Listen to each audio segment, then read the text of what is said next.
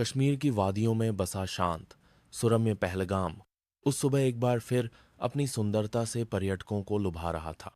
देवदार के घने जंगलों और झरनों की मधुर ध्वनि के बीच लोग छुट्टियां मना रहे थे, तस्वीरें खींच रहे थे और एक पल को इस धरती को स्वर्ग समझ रहे थे।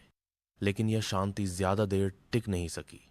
दोपहर के करीब अचानक गोलियों की आवाज गूंजी। कुछ अज्ञात आतंकवादी भारी हथियारों से लैस होकर पर्यटकों की एक बस पर अंधाधुंध फायरिंग करने लगे। चीख पुकार मच गई। मासूम लोग, जिनका इन संघर्षों से कोई लेना देना नहीं था, जमीन पर गिर पड़े, कुछ घायल, कुछ हमेशा के लिए खामोश। यह हमला न केवल जानलेवा था, बल्कि भारत की आत्मा पर सीधा प्रहार था। हमले की खबर पलक झपकते ही पूरे देश में फैल गई। देश में गुस्से की लहर दौड़ गई। प्रधानमंत्री नरेंद्र मोदी ने तुरंत उच्च स्तरीय सुरक्षा बैठक बुलाई।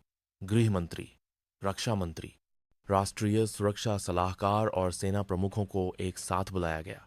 बातचीत लंबी और गंभीर थी, लेकिन निर्णय स्पष्ट और दृढ़ था। अब केवल निंदा नहीं, कार्रवाई होगी।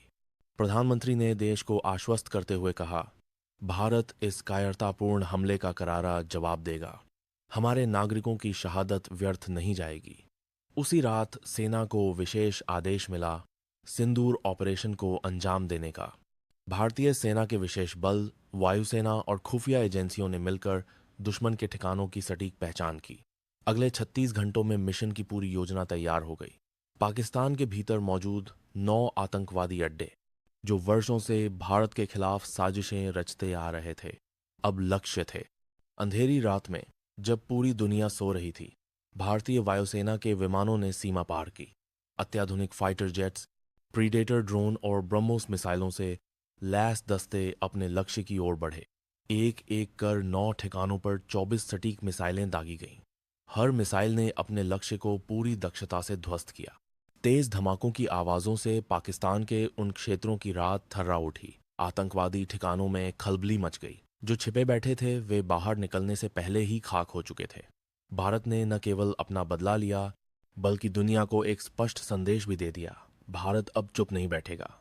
सर्जिकल स्ट्राइक के बाद जब भारतीय विमान सुरक्षित लौटे, तो ऑपरेशन की सफलता की खबर सुनकर पूरा देश झूम उठा।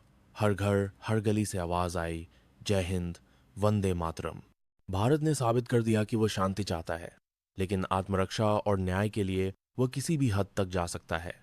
सिंदूर ऑपरेशन न केवल बदला था, बल्कि आतंक के खिलाफ दृढ़ संकल्प का प्रतीक बन गया।